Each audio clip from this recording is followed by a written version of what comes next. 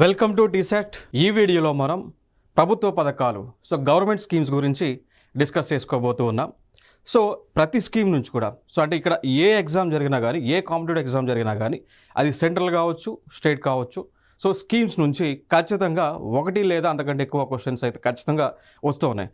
Minimum 1-2 questions అయితే ప్రతి ఎగ్జామ్లో కూడా స్కీమ్స్కి సంబంధించి అడుగుతూ ఉన్నారు. కాబట్టి స్కీమ్స్ ఇక్కడ ఇంపార్టెంట్ రోల్ని ప్లే చేస్తూ ఉన్నాయి. వాటిని మనం ఈ వీడియోలో డిస్కస్ చేసుకోబోతూ ఉన్నాం. చూద్దాం మిత్రమా. ఇక్కడ వ్యవసాయానికి సంబంధించి ప్రభుత్వాలు అనేక కార్యక్రమాలను అమలు చేస్తూ ఉన్నారు. అనేక స్కీమ్స్లను అమలు చేస్తూ ఉన్నారు. దానికి సంబంధించి కూడా ఇప్పుడు ఇటీవల ఒక స్కీమ్ చూసుకున్నట్లయితే డిజిటల్ అగ్రికల్చర్ మిషన్ అనేటువంటి దాన్ని లాంచ్ చేయడం జరిగింది ప్రభుత్వం, కేంద్ర ప్రభుత్వం. కేంద్రంలో ఉన్నటువంటి వ్యవసాయ శాఖ మంత్రిత్వ శాఖ ఏదైతే ఉందో వారు డిజిటల్ అగ్రికల్చర్ మిషన్ని ప్రారంభించారు. మరి దీని యొక్క ముఖ్య ఉద్దేశం ఏంటి అంటే ఇక డిజిటల్ టెక్నాలజీ ఏదైతే ఉందో దీనిని వ్యవసాయంలో ఉపయోగించడం, వ్యవసాయంలో ఉపయోగించి ఉత్పత్తిని గణనీయంగా పెంచేటువంటి కార్యక్రమం.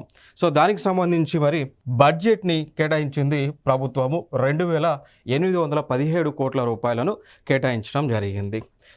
దీనిలో మనం చూసుకున్నట్లయితే మరి ఈ డిజిటల్ అగ్రికల్చర్ మిషన్లో 2 ఫౌండేషనల్ పిల్లర్స్ ఉంటాయి. ఒకటి అగ్రి స్టాక్ సంబంధించింది, 2 కృషి డెసిషన్ సపోర్ట్ సిస్టము అండి. ఓకేనా. ఇక్కడ మనం చూసుకున్నట్లయితే మరి అగ్రి స్టాక్ ఫౌండేషన్ పిల్లర్గా ఏదైతే మనం చెప్తా ఉన్నామో ఇక్కడ ఏం చేస్తారంటే భారతదేశంలో ఉన్నటువంటి వ్యవసాయ ఉత్పత్తుల స్టాక్ ఎక్కడెక్కడ ఉంది, ఎక్కడెక్కడ ఎటువంటి ప్రైజెస్ అనేటువంటివి ఉన్నాయి అనేటువంటి అంశాలన్నీ కూడా రైతులకు తెలియజేస్తూ ఉంటారు. కంప్లీట్ డేటాబేస్, కంప్లీట్ వెబ్సైట్ ఉపయోగించుకొని ఇక్కడ కంప్లీట్ డేటా అంతా కూడా ఎప్పటికప్పుడు అప్డేట్ చేస్తూ ఉంటారు, ఇన్స్టెంట్గా అప్డేట్ చేస్తూ ఉంటారు. తద్వారా ఇక్కడ ఏమవుతుంది అంటే ఏ ప్లేస్లో స్టాక్స్ ఏ విధంగా ఉంది, ఎక్కడ బఫర్ స్టాక్స్ ఉన్నాయి, ఎక్కడ అగ్రికల్చర్ ప్రొడక్టివిటీ అనేటువంటిది రిక్వైర్మెంట్ ఉంది అనేటువంటి అంశం తెలుసుకుంటారు. తద్వారా ఇక్కడ గూడ్స్ మూవ్మెంట్ అనేటువంటిది పాసిబిలిటీ ఉంటుంది. తర్వాత ఇంకొకటి కృషి డెసిషన్ సపోర్ట్ సిస్టము అండి. ఇప్పుడు ఫర్ ఎగ్జాంపుల్ వ్యవసాయ ఉత్పత్తులు ఒక్కొక్క ప్లేస్లో నీడెడ్ ఉంటాయి. దాని ప్రకారము ఇక్కడ గూడ్స్ మూవ్మెంట్ అనేటువంటిది చేస్తూ ఉంటారు. ఇదొక అంశం. The mission has provision for soil profile, digital crop estimation, digital yield modelling etcetera అండి. దీనిలో ఏం చేస్తారంటే డిజిటల్ అగ్రికల్చర్ మిషన్లోనే ఇంకొక కాన్సెప్ట్స్ ఏంటి అంటే ఆ నేల యొక్క సాయిల్ ప్రొఫైల్ ఏ విధంగా ఉంది, ఆ సాయిల్ యొక్క ప్రొఫైల్, ఆ సాయిల్లో నైట్రోజన్ ఎంత పర్సెంటేజ్లో ఉంది, ఆ సాయిల్లో ఏం చేస్తారు అండి నైట్రోజన్ అనేటువంటిది ఎంత ఉంది, ఫాస్ఫరస్ అనేటువంటిది ఎంత ఉంది, పొటాష్ అనేటువంటిది ఎంత ఉంది, మిగిలినటువంటి మైక్రోన్యూట్రియన్స్ అనేటువంటివి జింక్ ఎంత ఉంది, మ్యాంగనీస్ ఎంత ఉంది అనేటువంటి ఇన్ఫర్మేషన్ అంతా కూడా తెలుసుకోవటం జరుగుతుంది. తెలుసుకొని దీన్ని ఆన్లైన్ చేస్తారు. దాని తర్వాత అనాలిసిస్ చేసి ఆ సాయిల్లో ఎటువంటి ఎరువులను యూస్ చేయాల్సి ఉంటుంది, ఎటువంటి పెస్టిసైడ్స్ని యూస్ చేయాల్సి ఉంటుందని సజెస్ట్ చేస్తారు రైతులకు. తద్వారా ఏం జరుగుతుంది అంటే అగ్రికల్చర్ ప్రొడక్టివిటీ అనేటువంటిది పెరుగుతుంది. దాని తర్వాత డిజిటల్ క్రాప్ ఎస్టిమేషన్ వేస్తారండి. శాటిలైట్స్ ఏవైతే ఉన్నాయో శాటిలైట్స్ ద్వారా ఉపగ్రహాల ద్వారా ఈ పంట పొలాలకు సంబంధించినటువంటి ఇన్ఫర్మేషన్ని సేకరించి దాన్ని అనాలిసిస్ చేస్తారు. ఏ ప్రాంతంలో ఎటువంటి పంటలను పండిస్తూ ఉన్నారు, ఆ పంట యొక్క దిగుబడి ఏ విధంగా ఉండబోతా ఉంది అని ఎస్టిమేషన్ చేస్తారు. చేసిన తర్వాత దానికి తగ్గట్టుగా గోడౌన్స్ని ఏర్పాటు చేసుకోవటము, కోల్డ్ స్టోరేజ్ని ఏర్పాటు చేసుకోవటము, ఇవన్నీ కూడా ప్రభుత్వము చేస్తూ ఉంటుంది. దాని తర్వాత దాంతోపాటు కొనుగోలు కేంద్రాలను కూడా ఏర్పాటు చేస్తారు ముందుగానే రైతులకు నష్టం లేకుండా. దాని తర్వాత డిజిటల్ ఈల్డ్ మోడలింగ్, లైక్ ఆ ప్రొడక్టివిటీ లెవెల్, ఉత్పాదన అనేటువంటిది ఎంత మేర ఉండబోతా ఉంది అనేటువంటివి తెలుసుకుంటారు అండి. ఇంకొక స్కీమ్ లాంచ్ చేశారు, అదే crop science for food and nutritional security అండి. ఓకేనా. Crop science for food and nutritional security అనేటువంటి ఒక స్కీమ్ని లాంచ్ చేయడం జరిగింది కేంద్ర ప్రభుత్వము. మరి దీంట్లో ఏం చేస్తారు అంటే will prepare farmers for climate resilience and provide for food security by 2047 అండి. ఓకేనా. ఈ crop science for food and nutritional security ద్వారా ఏం చేయబోతా ఉన్నారు అంటే రీసెర్చ్ చేయబోతా ఉన్నారు. ఎటువంటి పంటలు పండించాలి, ఆ పంటల ద్వారా వచ్చేటువంటి న్యూట్రిషనల్ వాల్యూస్ ఏమని అనేటువంటి అంశాలన్నీ కూడా తెలియజేయడం జరుగుతుంది. దీనికోసం ఆ ఫండ్ కేటాయించింది 3,979 కోట్ల రూపాయలను కేటాయించడం జరిగింది. దీనిలో మనం చూసుకున్నట్లయితే పిల్లర్స్ ఉన్నాయి. ఈ స్కీమ్లో మనం చూసుకున్నట్లయితే pillars like research and education అండి. సో ఇక్కడ వ్యవసాయానికి సంబంధించినటువంటి పరిశోధన చేస్తారు. దాని తర్వాత ఎడ్యుకేషన్ లైక్ ఐకార్ యూనివర్సిటీస్ ఏవైతే ఉన్నాయో, so Indian council for agriculture research అనేటువంటి యూనివర్సిటీస్ ఏవైతే ఉన్నాయో, తద్వారా ఈ యొక్క రీసెర్చ్ నుంచి వచ్చినటువంటి అవుట్పుట్స్ని ఎడ్యుకేషన్లోకి ఇంపార్ట్ అనేటువంటిది చేస్తూ ఉంటారు. దాని తర్వాత plant genetic resources management. So ఈ మొక్కలలో ఉన్నటువంటి జెనెటిక్ మెటీరియల్ని అనాలిసిస్ చేసి దాన్ని డీకోడ్ చేస్తూ ఉంటారు. ఇక దాని తర్వాత మనం చూసుకున్నట్లయితే genetic improvement for food and fodder crop అండి. ఓకేనా. సో లైక్ మనం చూస్తూ ఉంటాం కొన్ని ప్రోడక్ట్స్కి ఆ జీన్స్ వాటి బై డిఫాల్ట్ ఉన్నటువంటి జీన్స్ ఏవైతే ఉన్నాయో దాన్ని ఆల్టర్ చేసి కొత్త ప్రోడక్ట్స్ని ఉత్పత్తి చేస్తూ ఉంటారు. ఇప్పుడు ఫర్ ఎగ్జాంపుల్గా మనం చూసుకున్నట్లయితే స్వీట్ కార్న్ అనేటువంటిది మార్కెట్లో మనం చూస్తూ ఉన్నాం. గతంలో స్వీట్ కార్న్ అనేటువంటిది మార్కెట్లో లేదు, సో పండించేవాళ్ళు కాదు. సో ఇక్కడ రీసెర్చ్ చేసి ఇక్కడ సైంటిస్టులు ఏం చేశారు అంటే కార్న్లో ఉన్నటువంటి రెగ్యులర్ జీన్ ఏదైతే ఉందో దాన్ని ఆల్టర్ చేసి దాన్ని స్వీట్ కార్న్గా మార్చడం జరిగింది. సో ఆ ప్రొడక్టివిటీ అనేటువంటిది చేస్తూ ఉన్నారు. అదొక అంశం. Next pulse and oil seed crop improvement అండి. సో ఇదే స్కీమ్ ద్వారా ఏం చేయబోతా ఉన్నారు అంటే ఇప్పుడు పల్సెస్ పప్పు ధాన్యాలు ఏవైతే ఉన్నాయో, దాంతోపాటు ఆయిల్ సీడ్స్ అంటాం, నూనె గింజలు ఏవైతే ఉన్నాయో వాటి యొక్క ప్రొడక్టివిటీని పెంచేటువంటి కార్యక్రమాన్ని చేయబోతా ఉన్నారు. దాని తర్వాత ఇంప్రూవ్మెంట్ ఆఫ్ కమర్షియల్ క్రాప్స్ అండి. ఏవైతే మనకి commercial point of view use చేసే క్రాప్స్ ఏవైతే ఉంటాయో, ఫర్ ఎగ్జాంపుల్గా తీసుకుంటే షుగర్ కేన్ కానీ షుగర్ ఉత్పాదన కోసం, jute fibre like gunny bags తయారు చేయడానికి, అట్లా కమర్షియల్ క్రాప్స్ని కూడా పెంచేటువంటి కార్యక్రమాలు ఈ యొక్క crop science for food and nutritional security ద్వారా చేస్తూ ఉన్నారు. Research on insects, microbes and pollinators అండి. సో దాని తర్వాత ఏవైతే క్రిములు కానీ కీటకాలు కానీ ఏవైతే పంటను నాశనం చేస్తూ ఉన్నాయో వాటిపైన ఇక్కడ రీసెర్చ్ అనేటువంటిది చేసి ఇక్కడ ఏం చేస్తారు అండి, దానికి సంబంధించి ఎటువంటి పెస్టిసైడ్స్ అనేటువంటివి తయారు చేస్తూ ఉంటారు. సో ఇదంతా కూడా ఏ స్కీమ్కి సంబంధించింది, crop science for food and nutritional సెక్యూరిటీకి సంబంధించిన అంశాలు. ఇంకా దాని తర్వాత మనం చూసుకుంటే ఇంకొక స్కీమ్ ఉంటుంది, దాన్నే strengthening agriculture education management and social science అని మనం చెప్తూ ఉంటాము. సో ఇక్కడ దీనికి సంబంధించినటువంటి బడ్జెట్ ఎంత కేటాయించారు అంటే 2291 కోట్ల రూపాయలను కేటాయించడం జరిగింది అండి. సో ఈ బడ్జెట్ ద్వారా ఈ స్కీమ్ కింద ఏం చేస్తారు అంటే ఎవరైతే విద్యార్థులు ఇప్పుడు ఫర్ ఎగ్జాంపుల్ మన ఇండియాలో అగ్రికల్చర్ సంబంధించినటువంటివి ఐకార్ అనేటువంటి ఒక సంస్థ ఉంటుంది, Indian council for agriculture research అంటాం, ఐకార్ అంటాం. సో వీళ్ళ పరిధిలో భారతదేశంలో వివిధ ప్రాంతాలలో అగ్రికల్చర్ యూనివర్సిటీస్ ఉన్నాయి.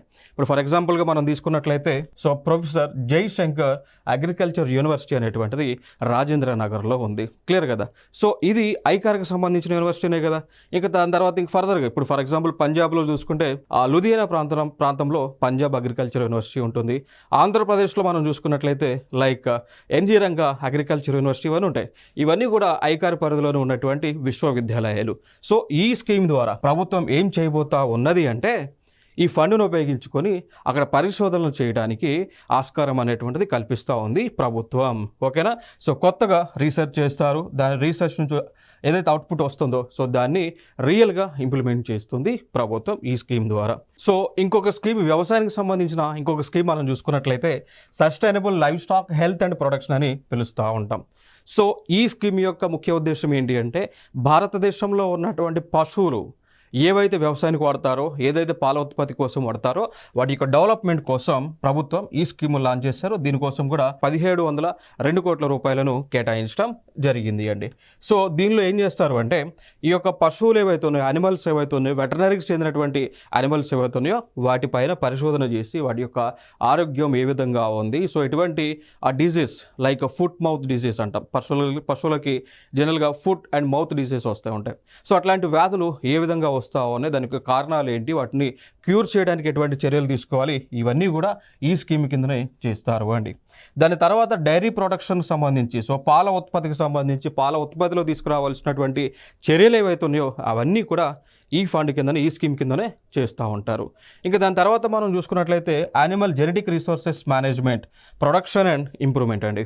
ఇప్పుడు యానిమల్స్ ఇప్పుడు ఫర్ ఎగ్జాంపుల్గా తీసుకుంటే హర్యానా నుంచి గేదెలు లేదా ఆవులు తీసుకొస్తూ ఉంటారు, మొర్రా జాతికి సంబంధించిన గేదెలు.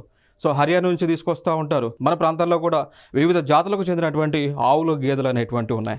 సో ఈ స్కీమ్ కింద ఏం చేస్తారు అంటే ఏదైతే మనకి రకరకాల సంబంధించిన జాతులు ఏవైతే ఉన్నాయో వాటిలో ఉన్నటువంటి జెనెటిక్ మెటీరియల్ని డీకోడ్ చేస్తారు.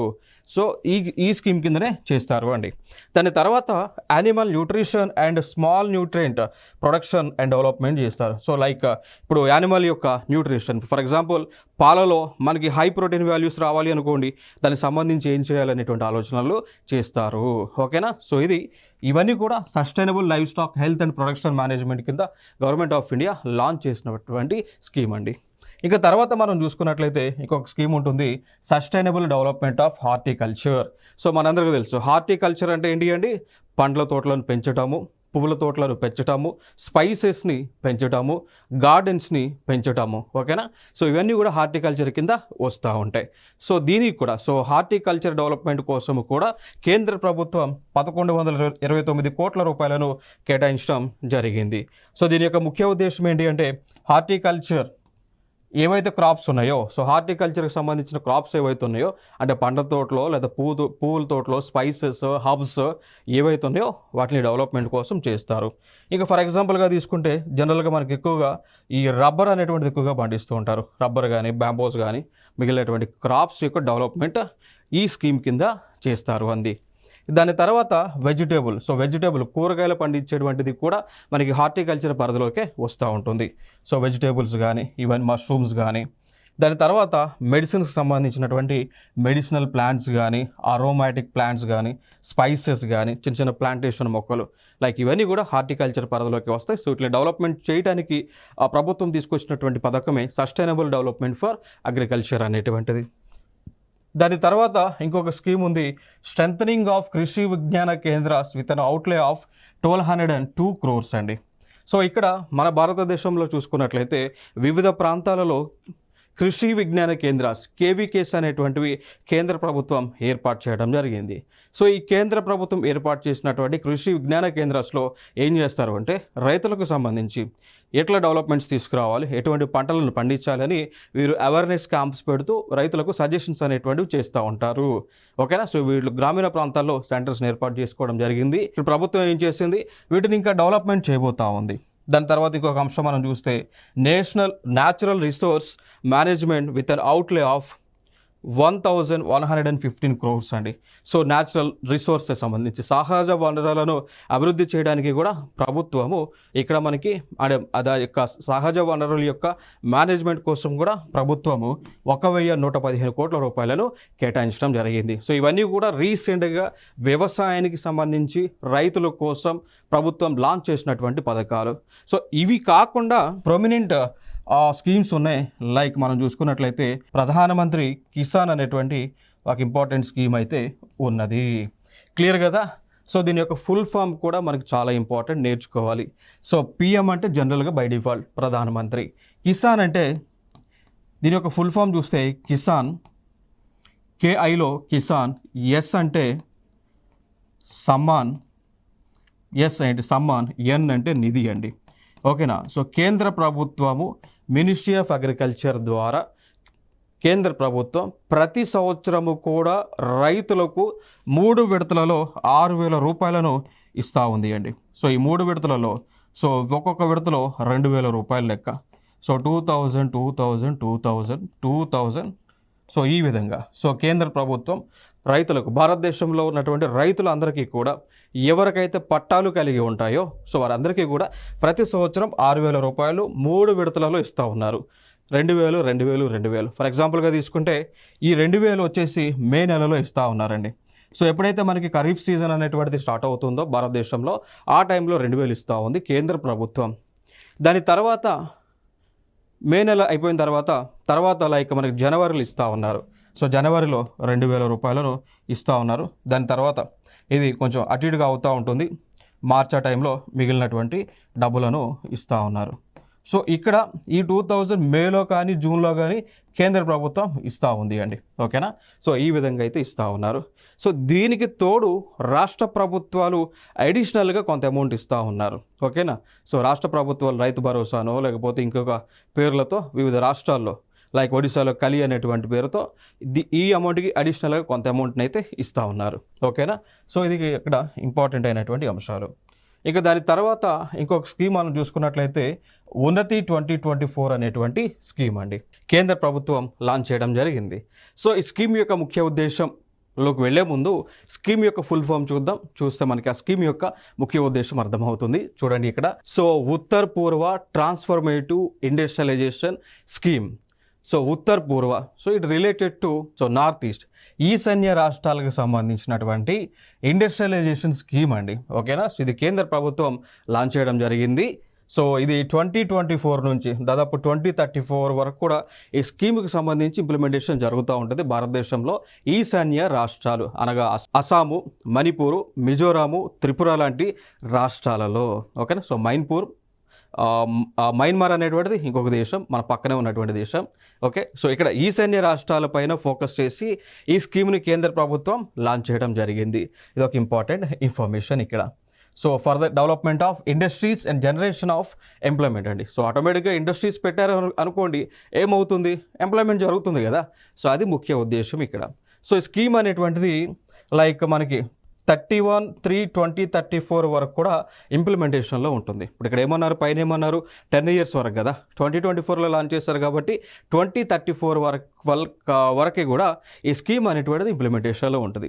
మరి దీనికి కాను బడ్జెట్ మనం చూసుకున్నట్లయితే, సో దీనికి కాను బడ్జెట్ని 10,037 కోట్ల రూపాయలను శాంక్షన్ చేయడం జరిగింది కేంద్ర ప్రభుత్వము అండి. సో దీని ద్వారా ఏం చేస్తారు అంటే, ఇక్కడ ఈశాన్య రాష్ట్రాలలో వివిధ ప్లేసెస్లో ఇండస్ట్రీస్ని ఏర్పాటు చేస్తారు.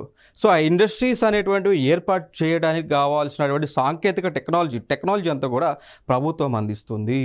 స్కిల్ని కూడా సెంటర్స్ ద్వారా ప్రభుత్వం ఏర్పాటు చేసినటువంటి డిస్ట్రిక్ట్ స్కిల్ సెంటర్స్ ద్వారా ఇక్కడ ఎవరైతే ఎంప్లాయ్మెంట్ కోసం ఉంటారో వారికి ఇస్తూ ఉంటారు అండి. ఓకేనా. సో ఇది మెయిన్ ఎజెండా.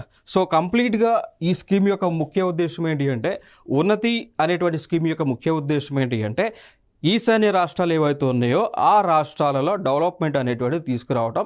దేని ద్వారా? ఇండస్ట్రీస్ ద్వారా. సో ఇండస్ట్రీస్ ఏర్పాటు చేస్తే ఆటోమేటిక్గా ఎంప్లాయ్మెంట్ ఉంటుంది కాబట్టి ఆటోమేటిక్గా ఇట్స్ రిలేటెడ్ టు డెవలప్మెంట్ కాబట్టి. ఓకే. సో ఇదొక ఇన్ఫర్మేషన్ ఇక్కడ. నెక్స్ట్ ఫర్దర్గా చూసుకున్నట్లయితే ఇక్కడ కొన్ని రిబేట్స్ అనేటువంటివి కేంద్ర ప్రభుత్వం ఇస్తూ ఉన్నారు. లైక్ ఇట్ ఈస్ జిఎస్టీ అని, జిఎస్టీకి నాట్ అప్లికబుల్ అని చెప్పేసి ఇక్కడ కొన్ని క్లాసిఫికేషన్ అయితే ఇచ్చారు. But these are not much important as of now. Okay. So దాని తర్వాత మనం చూసుకుంటే ఇంకొక స్కీమ్ అండి, కీర్తి అనేటువంటి ప్రోగ్రామ్. సో దీని ఫుల్ ఫామ్ చూస్తే మనకు అర్థమవుతుంది. సో కీర్తి అంటే Khelo India rising talent identification అంటాం ప్రోగ్రామ్ 2024. ఈ స్కీమ్ యొక్క ముఖ్య ఉద్దేశం ఏంటి అంటే, భారతదేశంలో ఉన్నటువంటి క్రీడాకారులు ఎవరైతే స్పోర్ట్స్ పైన ఇంట్రెస్ట్ ఉంటుందో వారికి ఫెసిలిటీస్ని ఇవ్వటము, ఆ క్రీడాకారులని ఐడెంటిఫై చేయటము, వారికి కావాల్సిన స్కిల్ని డెవలప్ చేయటం, వారి యొక్క క్రీడలలో నైపుణ్యాన్ని పెంపొందించడము, వారికి ఫెసిలిటీస్ని ప్రొవైడ్ చేయడం, తద్వారా దాని తర్వాత వారిని నేషనల్ ఈవెంట్స్కో ఇంటర్నేషనల్ ఈవెంట్స్కో భారతదేశం తరపున పంపించేటువంటి స్కీమే ఖేలో ఇండియా అనేటువంటి స్కీమ్ అండి. క్లియర్ కదా. సో మనందరం చూస్తూ ఉన్నాం, ప్రపంచంలోనే అతిపెద్ద జనాభా కలిగినటువంటి దేశము, 142 కోట్ల పాపులేషన్ కలిగినటువంటి దేశము, ఇటీవల జరిగినటువంటి ప్యారిస్ ఒలింపిక్స్లో మనకు వచ్చిన మెడల్స్ సంఖ్య చూస్తే కేవలం 29 మెడల్స్ అండి. అర్థమైందా? సో ఈ మెడల్స్ జాబితాలో యూఎస్ఏ, చైనా లాంటి దేశాలు టాప్ ప్లేస్లో ఒక్కొక్కరు 200 మెడల్స్ దాకా తెచ్చుకున్నటువంటి సందర్భాలు ఉన్నాయి. బట్ ఇంత పాపులేషన్ ఉన్నటువంటి దేశంలో కేవలం 29 మెడల్స్ మాత్రమే రావడం జరిగింది. సో అందుకోసమే కేంద్ర ప్రభుత్వం ఈ పథకాన్ని లాంచ్ చేయడం జరిగింది. So that's the scheme name is Kirti programme. It is nothing but it is a Khelo India to develop, to bring, to identify the players. So ఇక్కడ మనం చూసుకున్నట్లయితే మరి ఇప్పుడు స్కూల్స్లో మనం చూసుకుంటే 9 నుంచి 18 years మధ్య ఉన్నటువంటి పిల్లలు ఎవరైతే ఉంటారో, సో స్కూల్స్లో ఎవరైతే 9 నుంచి 18 సంవత్సరాల వయసు మధ్య ఉన్నటువంటి పిల్లలు ఎవరైతే ఉంటారో వారు కనుక మంచి క్రీడాకారులు, సో వారు మంచిగా ఈ స్కూల్ గేమ్స్లో ఆడుతూ ఉంటే వాళ్ళని పికప్ చేసి వాళ్ళని డిస్ట్రిక్ట్ జోన్స్కో నేషనల్స్కో పంపించేటువంటి కార్యక్రమాన్ని ప్రభుత్వం చేస్తూ ఉంటుంది. నెక్స్ట్ అంశంగా మరి స్కీమ్ని ఇంప్లిమెంట్ చేసేటువంటి మంత్రిత్వ శాఖ మనం చూసుకున్నట్లయితే ministry of youth affairs and sports వారు ఈ యొక్క స్కీమ్ని ఇంప్లిమెంట్ చేస్తూ ఉన్నారు అండి. ఇది ఒక ఇంపార్టెంట్ అంశం ఇక్కడ. నెక్స్ట్ చూద్దాం ఇక్కడ. The nation wide scheme will have 2 main objectives అండి. సో ఫైనల్గా ఈ స్కీమ్ యొక్క ముఖ్య ఉద్దేశం ఏంటి అంటే భారతదేశంలో కన్యాకుమారి నుంచి కాశ్మీర్ వరకు, గుజరాత్ నుంచి అరుణాచల్ ప్రదేశ్ వరకు ఉన్నటువంటి ఈ ప్రాంతాల్లో ఎవరైతే ప్రతిభావంతులు, ఎవరైతే క్రీడలు ఆడేటువంటి వారు ఉంటారో సో వారిని ఫైండ్ అవుట్ చేయటము చేసి వారికి ట్రైనింగ్ అనేటువంటి ఇచ్చేది. ఇంకొక అంశం ఇదే స్కీమ్ కింద ఇంకొక ఆబ్జెక్టివ్ ఏంటి అంటే ఇప్పుడు జనరల్గా ఇప్పుడు ఉన్నటువంటి పిల్లలు ఏం చేస్తూ ఉన్నారంటే ప్రతి క్షణం కూడా మొబైల్ తీసుకొని వాటిలో వీడియో గేమ్స్ ఆడుతూ ఉన్నారు. ఎలక్ట్రానిక్ గ్యాడ్జెట్స్ తీసుకొని వారి యొక్క టైం అంతా కూడా, విలువైనటువంటి టైం అంతా కూడా వాటికి అంకితం చేస్తూ ఉన్నారు. తద్వారా ఏం జరుగుతుంది అంటే వారికి బాడీకి ఎటువంటి శ్రమ ఉండటం లేదు, ఎక్సర్సైజ్ లేనందువల్ల ఫిట్నెస్ అనేటువంటిది ఉండటం లేదు. తద్వారా ఆ ఫిట్నెస్ అనేటువంటిది లేకపోవడం ద్వారా వారు ఏం చేస్తారు, వారి యొక్క మైండ్ డెవలప్మెంట్ అనేటువంటిది, మెచ్యూరిటీ లెవెల్స్ అనేటువంటివి చాలా తక్కువగా ఉంటున్నాయి. క్రమేపీ వారు ఏమవుతున్నారంటే లైక్ డిప్రెషన్కి గురవుతూ ఉన్నారు, స్ట్రెస్కి గురవుతూ ఉన్నారు. కొందరు లోన్లీనెస్ ఫీలింగ్ ఉండటం వల్ల డ్రగ్స్కో వీటికో అలవాటు అవుతున్నారు. సో అట్లా అవి జరగకుండా లాంచ్ చేసినటువంటి ప్రోగ్రామే ఈ ఖేలో ఇండియా అనేటువంటి ప్రోగ్రామ్ అండి. నెక్స్ట్ అంశం ఇంకొక స్కీమ్. సో ప్రధానమంత్రి అనుసూచిత్ జాతి అభ్యుదయ యోజన, వెరీ ఇంపార్టెంట్ స్కీమ్ ఇది. రీసెంట్గా జరిగినటువంటి టీజీపీఎస్సీ ఎగ్జామ్స్లో అడిగారు అండి. ఓకేనా, ఏమని అడిగారంటే ప్రధానమంత్రి అనుసూచిత్ జాతి అభ్యుదయ యోజన అనేటువంటి పథకము దేనికి సంబంధించింది అని చెప్పేసి అడిగారు. క్రింద ఇచ్చినటువంటి ఆప్షన్స్లో వివిధ ఆప్షన్స్ ఇచ్చారు అండి. సో ఫైనల్గా దాంట్లో ఆప్షన్స్లో చూస్తే షెడ్యూల్ కాస్ట్ అని, సో ఎస్సీ కమ్యూనిటీస్ని డెవలప్ చేయడానికి లాంచ్ చేసినటువంటి పథకం ఇది. సో టీజీపీఎస్సీ ఇటీవల నిర్వహించినటువంటి ప్రిలిమ్స్ ఎగ్జామ్లో దీనిపైన క్వశ్చన్ రావడం జరిగింది. అందుకోసం ఇది వెరీ ఇంపార్టెంట్ స్కీమ్. ఓకేనా, సో చూద్దాం ఇక్కడ. ఈ స్కీమ్ యొక్క ముఖ్య ఉద్దేశం ఏంటి అంటే ఇండియాలో ఉన్నటువంటి షెడ్యూల్ కాస్ట్ కమ్యూనిటీస్ ఎవరైతే ఉన్నారో వారిని డెవలప్ చేయడానికి. సో ఇక్కడ మరి స్కీమ్ అనేటువంటిది ఏదైతే లాంచ్ చేస్తున్నారో సో దీనిలో కొన్ని స్కీమ్స్ని మెర్జ్ చేశారు. ఇప్పుడు ఫర్ ఎగ్జాంపుల్గా తీసుకుంటే ప్రధానమంత్రి ఆదర్శ గ్రామ యోజన అనేటువంటి స్కీమ్ ఉంటుంది. దానిని special central assistance to schedule caste sub plan అని ఆ స్కీమ్ని, ఇంకొక స్కీమ్ బాబు జగజ్జీవన్ రామ్ ఛత్రవాస్ యోజన అనేటువంటి స్కీమ్ ఉంటుంది, కేంద్ర ప్రభుత్వం లాంచ్ చేసింది. సో ఈ 3 స్కీమ్స్ని కలిపేసి ఒకే స్కీమ్గా పెట్టారు, ప్రధానమంత్రి అనుసూచిత్ జాతి అభ్యుదయ యోజన అనేటువంటి పేరుతో అండి. ఓకేనా, సో అంతకుముందు ఎస్సీ ఎస్టీ సబ్ ప్లాన్ కింద లోన్స్ ఇస్తూ ఉండేవాళ్ళ, సో ఆ స్కీమ్ని కూడా ఇక్కడ మెర్జ్ చేశారు దీంట్లో. ఓకేనా, సో ఈ స్కీమ్ని అమలు చేస్తున్నటువంటి మంత్రిత్వ శాఖ ministry of social justice and empowerment. Okay, so వారే స్కీమ్ని అమలు చేస్తూ ఉన్నారు. నెక్స్ట్ అంశం చూసుకున్నట్లయితే ఇంకొక స్కీమ్ అండి, మిషన్ ఉత్కర్ష్ అనేటువంటి స్కీము. ఇది దేనికి సంబంధించింది అంటే ఎనీమియాకి వ్యతిరేకంగా లాంచ్ చేసినటువంటి స్కీమ్ అండి. ఓకేనా, సో ఎనీమియాకి వ్యతిరేకంగా లాంచ్ చేసినటువంటి స్కీమే అండి. ఇప్పుడు జనరల్గా ఇక్కడ ఏమవుతుంది అంటే ఎవరైతే ఇప్పుడు ఆడపిల్లలు ఉంటారో సో అంటే లైక్ పబర్టీ ఏజ్, అంటే లైక్ మెన్స్ట్రువల్ సైకిల్ స్టార్ట్ అయిన టైంలో we know that it is a biological phenomena, every month they get some bleeding. Okay, so ప్రతి నెల కూడా బ్లీడింగ్ అవుతూ ఉంటుంది. దాని ద్వారా ఆడపిల్లలకు బ్లడ్ అనేటువంటిది లాస్ అవుతూ ఉంటుంది ప్రతి నెల కూడా. సో ఎప్పుడైతే బాడీలో బ్లడ్ అనేటువంటిది లాస్ అవుతుందో ఆ బాడీలో ఐరన్ డెఫిషియన్సీ వస్తూ ఉంటుందండి. అర్థమైందా? సో ఐరన్ డెఫిషియన్సీ అనేటువంటిది వస్తూ ఉంటుంది. సో ఈ ఐరన్ అనేటువంటిది డెఫిషియన్సీ రావడం ద్వారా ఆడపిల్లలు అంటే లైక్ ఏజ్ 13 ఆ ఏజ్లో ఉన్నటువంటి వారందరూ కూడా బాగా వీక్ అవుతూ ఉన్నారు. సో వారికి ఐరన్ డెఫిషియన్సీ ఎప్పుడైతే అవుతూ ఉందో ఎనీమియా అనేటువంటి ఒక వ్యాధి వస్తూ ఉంది, ఎనీమియా అనేటువంటి ఒక డిజీజ్ వస్తూ ఉంది. సో ఇది కామన్గా వచ్చేటటువంటి డిజీజే, అది it's not a horrible disease. Okay, so blood loss అవ్వడం ద్వారా, బ్లడ్లో ఉన్న ఐరన్ కంటెంట్ పోవడం ద్వారా ఎనీమియా అనేటువంటి వ్యాధి వస్తూ ఉంది. ఓకేనా, వీక్ అవుతూ ఉన్నారు.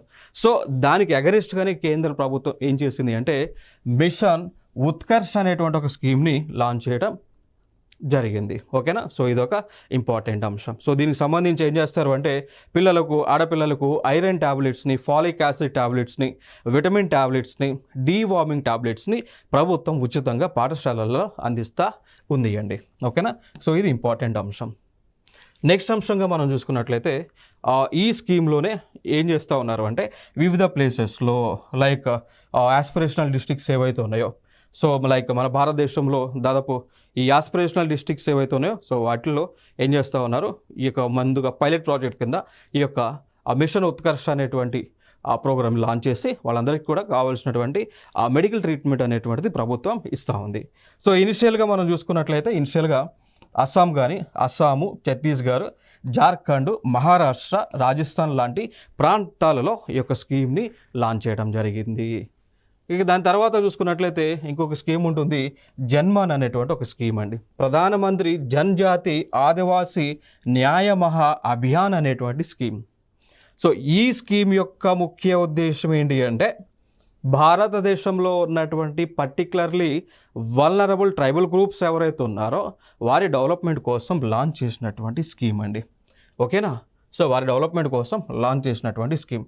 సో మనందరికీ తెలుసు ఈ పర్టికులర్లీ వల్నరబుల్ ట్రైబల్ గ్రూప్స్ అంటే ఇక్కడ షెడ్యూల్ కాస్ట్లోనే లైక్ ఇంకా బ్యాక్వర్డ్ ఉన్నటువంటి వారు. సో వారి డెవలప్మెంట్ కోసం ప్రత్యేకంగా ప్రభుత్వము జన్మన్ అనేటువంటి ఒక పథకాన్ని లాంచ్ చేయడం జరిగింది. సో ఈ స్కీమ్ ద్వారా దాదాపు 28 లక్షల మంది బెనిఫిట్ అవబోతూ ఉన్నారు. సో ఇల్లు లేనటువంటి వారికి ఇల్లు ఇస్తారు. ఎవరైనా నార్మల్ హ్యాబిటేషన్స్లోకి వస్తే అంటే ఇప్పుడు మనం ఎక్కడైతే నివసిస్తూ ఉన్నామో మనతో కలిసి నివసించడానికి ఎవరైనా ఇంట్రెస్ట్ చూపిస్తే వారికి రీలొకేషన్ చేస్తూ ఉంటారు, ఫెసిలిటీస్ని ప్రొవైడ్ చేస్తారు ఈ స్కీమ్ ద్వారా. దాంతోపాటు వారికి ఎడ్యుకేషన్ చూడవచ్చు, మనం హెల్త్ కేర్ కానీ, ఎడ్యుకేషన్ కానీ, కనెక్టివిటీ కానీ, ఇన్ఫ్రాస్ట్రక్చర్ కానీ, హౌస్లు కట్టించడం కానీ ఈ కార్యక్రమాలన్నీ కూడా స్కీమ్ కింద చేస్తారు. ఇంప్లిమెంట్ చేసేటువంటి మినిస్ట్రీ ఆఫ్ ట్రైబల్ అఫైర్స్ అండి. ఓకేనా? సో ఇది ఇక్కడ ఇంపార్టెంట్ ఇన్ఫర్మేషన్.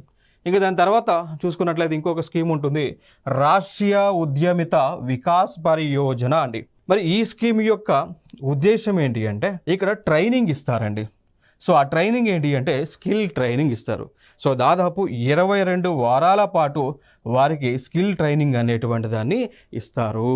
సో ఇక్కడ మన భారతదేశంలో ఒక మిషన్ ఉంది, దాన్నే అంటాము స్కిల్ ఇండియా మిషన్ అని.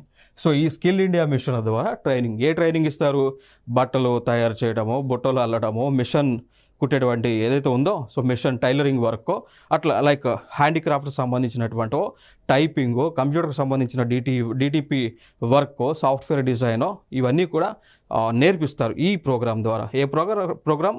రాష్ట్రీయ ఉద్యమిత వికాస్ పరియోజన అనేటువంటి ప్రోగ్రాం ద్వారా అండి. ఇక దాని తర్వాత మనం చూసుకున్నట్లయితే మరి స్కీమ్ యొక్క ముఖ్య ఉద్దేశం ఏంటి అంటే స్కిల్ ట్రైనింగ్ ఇచ్చి స్కిల్ లేనటువంటి వారికి, అన్స్కిల్డ్గా ఉన్నటువంటి వారిని స్కిల్ ప్రొవైడ్ చేసి స్కిల్డ్ వర్క్ ఫోర్స్గా తయారు చేసి వారికి ఎంప్లాయ్మెంట్ క్రియేట్ చేస్తారు. దానితో పాటు వారితోనే కొందరితో చిన్న స్టార్టప్స్ పెట్టించి ఇంకా మిగిలిన వారిని ఎంటర్ప్రెన్యూర్స్గా మార్చి మిగిలినటువంటి వారికి ఎంప్లాయ్మెంట్ని అందించేటువంటి బాధ్యతను తీసుకుంటారు అండి. ఓకేనా? సో మరి ఈ యొక్క పథకాన్ని ఇంప్లిమెంట్ చేస్తున్నది స్కిల్ డెవలప్మెంట్ అండ్ ఎంటర్ప్రెన్యూర్షిప్ మంత్రిత్వ శాఖ వారు ఈ పథకాన్ని అమలు చేస్తూ ఉన్నారు. ఓకేనా? సో ఇవి స్కీమ్స్కి సంబంధించినటువంటి ఇన్ఫర్మేషన్. సో నెక్స్ట్ వీడియోలో మరికొత్త సరికొత్త అంశాలతో మీ ముందుకు రావడం జరుగుతుంది. Thank you so much.